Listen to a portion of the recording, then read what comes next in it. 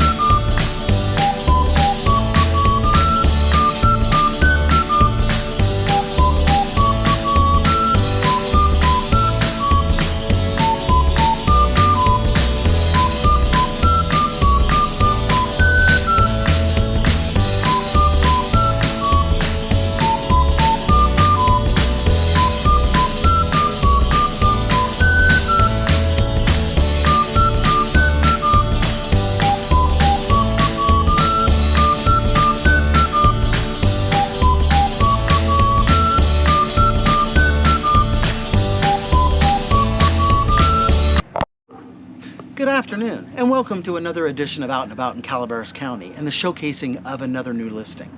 Today we're in San Andreas, California at the corner of Roberts Avenue and Pope Street.